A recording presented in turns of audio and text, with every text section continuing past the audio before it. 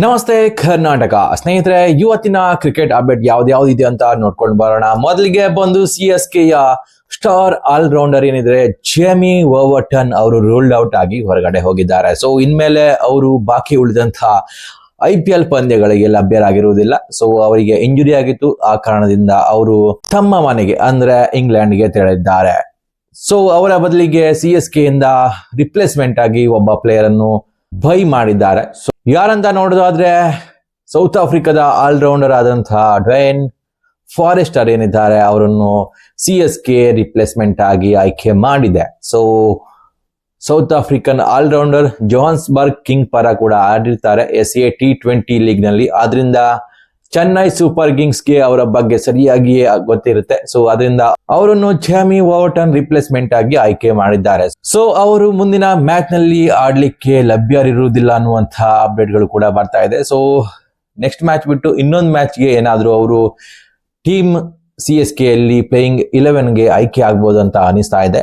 ಇನ್ನು next update ಬಂದು ಹರ್ಷದೀಪ್ ಸಿಂಗ್ ಅವರ ಒಂದು ವಿಡಿಯೋ ವೈರಲ್ ಆಗಿದೆ, ನೀವೆಲ್ಲ ನೋಡೇ ಇರ್ತೀರಾ. ಸೊ ಅದಕ್ಕೆ ಇವಾಗ ಸಾಮಾಜಿಕ ಜಾಲತಾಣದಲ್ಲಿ ತುಂಬಾನೇ ವಿರೋಧ ವ್ಯಕ್ತ ಆಗ್ತಾ ಇದೆ.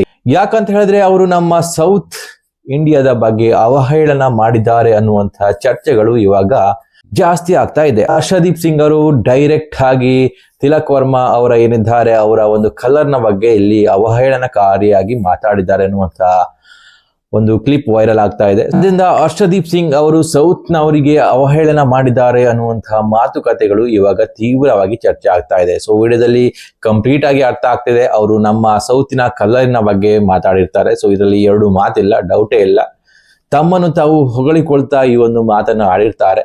ಆದ್ರೆ ತಿಲಕ್ ವರ್ಮಾ ತಮ್ಮ ಬ್ಯಾಟಿಂಗ್ ಶೈಲಿಯಿಂದ ಅವರಿಗೆ ಉತ್ತರ ಕೊಟ್ಟಿದ್ದಾರೆ. ಆದ್ರೆ ಆ ಒಂದು ವಿಡಿಯೋ ಇವಾಗ ವೈರಲ್ ಆಗ್ತಿದೆ. ಅದರ ಬಗ್ಗೆ ಪರ ವಿರೋಧ ಚರ್ಚೆಗಳು ಜಾಸ್ತಿ ಆಗ್ತಾ ಇದೆ. ಸೊ ನೋಡೋದಾದ್ರೆ ಇದು ಒಂದು ರೀತಿಯ ತಪ್ಪೆ ಅಂತ ಹೇಳ್ಬೋದು. ಯಾಕಂತ ಹೇಳಿದ್ರೆ ಜನಾಂಗೀಯ ನಿಂದನೆ ಅನ್ನೋದು ಒಂದು ದೊಡ್ಡ ಮಟ್ಟದ ಅಪರಾಧ ಆಗಿರ್ತದೆ. ಸೊ ಅದರಿಂದ ಕೆಲವರು ಅವರನ್ನು ಮ್ಯಾಚ್ ಗಳಿಂದ ಬ್ಯಾನ್ ಮಾಡಬೇಕು, 1 ವರ್ಷ ಬ್ಯಾನ್ ಮಾಡಬೇಕು ಅಂತ ಕೆಲವೊಬ್ಬರು ಕೂಡ ಮಾತಾಡ್ತಾ ಇದ್ದಾರೆ. ಸೊ ಇವಾಗ ಸದ್ಯಕ್ಕಂತೂ BCCI ಕಡೆಯಿಂದ ಯಾವುದೇ ಅಪ್ಡೇಟ್ ಇರುವುದಿಲ್ಲ. ಹರ್ಷದೀಪ್ ಸಿಂಗ್ ಇದಕ್ಕೆ ಇನ್ನೂ ಕೂಡ ಕ್ಷಮೆನೂ ಕೂಡ ಕೇಳಿಲ್ಲ. ಸೊ ನೋಡೋಣ ಮುಂದಿನ ದಿನಗಳಲ್ಲಿ ಏನಾಗ್ತದೆ ಅಂತ.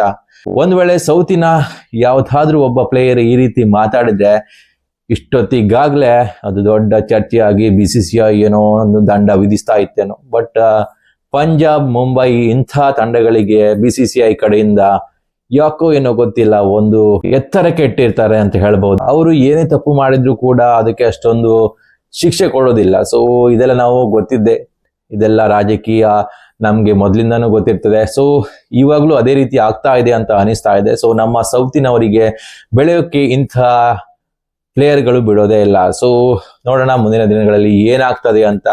ಇನ್ನು ನೆಕ್ಸ್ಟ್ ಅಪ್ಡೇಟ್ ಬಂದು ಇಂಗ್ಲೆಂಡ್ ನ ಸ್ಟಾರ್ ಆಲ್ರೌಂಡರ್ ಆದಂತಹ ಆಂಡ್ರ್ಯೂ ಫ್ಲಿಂಟಾಫ್ ಏನಿದ್ದಾರೆ ಇವಾಗ ಮತ್ತೊಂದು ಸ್ಟೆಪ್ ಇಡ್ಲಿಕ್ಕೆ ಹೊರಟಿದ್ದಾರೆ. ಹೌದು, ತಮ್ಮ ಕ್ರಿಕೆಟ್ ಜೀವನಕ್ಕೆ ಗುಡ್ ಬೈ ಹೇಳಿರುವಂತಹ ಫ್ಲಿಂಟಾಫ್ ಇದೀಗ ಮತ್ತೊಂದು ಹೆಜ್ಜೆ ಇಡಲಿದ್ದಾರೆ. ಸೊ ಯಾವ ಹೆಜ್ಜೆ ಇದು? BBL ನಲ್ಲಿ ಸಿಡ್ನಿ ಥಂಡರ್ ತಂಡಕ್ಕೆ ಕೋಚ್ ಆಗಿ ಅವರು ನೇಮಕಗೊಂಡಿದ್ದಾರಂತೆ. ಇದು ಅವರ ಫಸ್ಟ್ ಓವರ್ಸೀಸ್ ತಂಡದ ಕೋಚ್ ಆಗಿ ಒಂದು ಕಾರ್ಯನಿರ್ವಹಿಸುತ್ತಿರುವುದಾಗಿದೆ. ಸೊ ಇದಕ್ಕಿಂತ ಮೊದಲು ಅವರು ತಮ್ಮ ದೇಸಿ ಅಂಗಳದಲ್ಲಿ ಕೋಚ್ ಆಗಿದ್ರು, ಇವಾಗ ವಿದೇಶಿ ಅಂಗಳದಲ್ಲಿ ಕೋಚ್ ಆಗಲಿಕ್ಕೆ ಹೊರಟಿದ್ದಾರೆ. ಸೊ BBL ನ ಸಿಡ್ನಿ ಥಂಡರ್ ಒಂದು ಉತ್ತಮ ತಂಡವಾಗಿರ್ತದೆ. ಸೊ ಅದಕ್ಕೆ ಇವಾಗ ಅವರು ಕೋಚ್ ಆಗಿ ನೇಮಕಗೊಂಡಿದ್ದಾರಂತೆ. ಇದರಿಂದ ಆಂಡ್ರ್ಯೂ ಫ್ಲಿಂಟಾಫ್ ತಮ್ಮ ಕರಿಯರ್ ನ 2.0 ಗುರಿಯತ್ತ ಸಾಗಿದ್ದಾರೆ. ಸೊ ಆಂಡ್ರ್ಯೂ ಫ್ಲಿಂಟಾಫ್ ಏನಿದ್ದಾರೆ ಅವರು ಸಿಡ್ನಿ ಥಂಡರ್ಗೆ ಕೋಚ್ ಆಗಿ ನೇಮಕಗೊಳ್ಳಲಿದ್ದಾರೆ. ಸೊ ಇದರಿಂದ ಅವರು ತಮ್ಮ ಅನುಭವವನ್ನು ಇತರ ಪ್ಲೇಯರ್ಗಳೊಂದಿಗೆ ಹಂಚಿಕೊಳ್ಳಲಿದ್ದಾರೆ. ಸೊ ಇದರಿಂದ ಪ್ಲೇಯರ್ಗಳಿಗೇನೆ ಒಳ್ಳೇದಾಗ್ತದೆ. ಸೊ ನೋಡೋಣ ಸಿಡ್ನಿ ಥಂಡರ್ ಇವರ ಅಂಡರ್ ಅಲ್ಲಿ ಯಾವ ರೀತಿ ಕಾರ್ಯನಿರ್ವಹಿಸುತ್ತದೆ ಅಂತ. ಇನ್ನು ನೆಕ್ಸ್ಟ್ ಅಪ್ಡೇಟ್ ಬಂದು IPL ನಲ್ಲಿ ಫೈನ್ಗಳ ಸಂಖ್ಯೆ ಹೆಚ್ಚುತ್ತಲೇ ಇದೆ. ಸೊ ನೋಡೋದಾದ್ರೆ ಈ ಬಾರಿಯ IPL ನೋಡ್ತಾ ಇದ್ರೆ ಫೈನ್ಗಳಿಗೆ ಹೆಚ್ಚು ಮಾತಾಗಿದೆ ಅಂತ ಅನಿಸ್ತಾ ಇದೆ. ಯಾಕಂತ ಹೇಳಿದ್ರೆ ಟೀಮ್ ನ ಎನ್ವೈರನ್ಮೆಂಟ್ ಇರ್ಬೋದು, ಅಥವಾ ಟೀಮ್ ನ ಸಿಚುವೇಶನ್ ಇರ್ಬೋದು, ಅಥವಾ IPL ನ ಸಿಚುವೇಶನ್ ಇರ್ಬೋದು, ಈ ಎಲ್ಲದರ ಮಧ್ಯೆ ಕೆಲವೊಂದು ಪ್ಲೇಯರ್ಗಳು, ಕೋಚ್ಗಳು ತುಂಬಾನೇ ಸಿಲುಕಿಕೊಂಡಿದ್ದಾರೆ ಅಂತ ಹೇಳ್ಬಹುದು. ಅದೇ ರೀತಿ ಇವಾಗ ಸದ್ದು ಮಾಡ್ತಾ ಇರೋದು ಕೆರನ್ ಪೊಲಾರ್ಡ್ ಅವರ ಫೈನ್ ವಿಷಯವಾಗಿರ್ತದೆ. ಸೊ ನೋಡೋದಾದ್ರೆ ಕೆರನ್ ಪೊಲಾರ್ಡ್ ಅವರಿಗೆ 15% ದಂಡ ವಿಧಿಸಲಾಗಿದೆ ಅಂತೆ. ಸೊ ಹಾಗೇನೆ ಡಿಮೆರಿಟ್ ಪಾಯಿಂಟ್ ಕೂಡ ಸಿಕ್ಕಿದೆ. ಸೊ ರೀಸನ್ ಬಂದು IPL ನ ಕೋಡ್ ಆಫ್ ಕಂಡಕ್ಟ್ ಏನಿದೆ ಅದನ್ನು ಬ್ರೇಕ್ ಮಾಡಿದಕ್ಕಾಗಿರ್ತದೆ. ಸೊ ಯಾಕೆ ಹೀಗಾಯ್ತು ಅಂತ ಹೇಳಿದ್ರೆ, ಪಂಜಾಬ್ ವಿರುದ್ಧ ನಡೆದ ಮ್ಯಾಚ್ ನಲ್ಲಿ 19ನೇ ಓವರ್ ನಲ್ಲಿ 4th ಅಂಪೈರ್ಗೆ ಅಶ್ಲೀಲ ಪದ ಬಳಕೆ ಅಂತ ರೀಸನ್ ಬಂದಿದೆ. ಸೊ ನೋಡೋದಾದ್ರೆ ಅಂಪೈರ್ ಗಳಿಗೆ ಬೈದ್ರೆ ಖಂಡಿತವಾಗಿಯೂ ಅದು ಫೈನ್ ಆಗ್ತದೆ. ಸೊ ಅದೇ ರೀತಿ ಕೆರನ್ ಪೊಲಾರ್ಡ್ ಅವರಿಗೆ ಇವಾಗ ಫೈನ್ ಬಿದ್ದಿದೆ. ಸೊ ಕೆರನ್ ಪೊಲಾರ್ಡ್ ಇಲ್ಲಿಂದ ತಿಳ್ಕೊಳ್ತಾರಾ ಅಥವಾ ಇದನ್ನು ಕಂಟಿನ್ಯೂ ಮಾಡ್ತಾರಾ? ಯಾಕಂತ ಹೇಳಿದ್ರೆ ಅವರ ಟೀಮ್ ಕ್ವಾಲಿಫೈ ಆಗೋದು ತುಂಬಾನೇ ಕಷ್ಟ. ಆಲ್ಮೋಸ್ಟ್ ಇಲ್ಲ, ಖಂಡಿತನೂ ಇಲ್ಲ. ಸೊ ಅದರಿಂದ ಇವಾಗ ಫ್ರಸ್ಟ್ರೇಷನ್ ತುಂಬಾನೇ ಹೊರಗೆ ಬರುತ್ತೆ ಅಂತ ಹೇಳ್ಬೋದು. ಯಾಕಂತ ಹೇಳಿದ್ರೆ MI ಫ್ರಾಂಚೈಸಿ ಅಂದ್ರೆ ಸುಮ್ಮನೆ ಮಾತಾಗಿರೋದಿಲ್ಲ, ತುಂಬಾನೇ ದೊಡ್ಡ ಫ್ರಾಂಚೈಸಿ ಆಗಿರ್ತದೆ. ಸೊ ಅದರ ಪರ್ಫಾರ್ಮೆನ್ಸ್ ಈ ರೀತಿ ಆದ್ರೆ ಬೆರಳು ತೋರಿಸುವುದು ಅದರ ಕೋಚಿಂಗ್ ವಿಭಾಗಕ್ಕೆ ಆಗಿರ್ತದೆ. ಸೊ ಆ ತರದಲ್ಲಿ MI ಕೋಚಿಂಗ್ ವಿಭಾಗದಿಂದ ಈ ರೀತಿಯಾದಂತಹ ಪ್ರತಿಕ್ರಿಯೆ ಬಂದಿದೆ. ಸೊ ಅದಕ್ಕೆ ಫೈನ್ ಕೂಡ ಬಿದ್ದಿದೆ. ಸೊ ಏನಾಗುತ್ತೆ ಮುಂದಿನ ದಿನಗಳಲ್ಲಿ ನೋಡೋಣ. ಒಂದ್ ವೇಳೆ ನಿಮ್ಗೆ ಈ ಮಾಹಿತಿ ಇಷ್ಟ ಆದ್ರೆ ಲೈಕ್ ಮಾಡಿ, ಸಬ್ಸ್ಕ್ರೈಬ್ ಮಾಡಿ. ನಮಸ್ಕಾರ.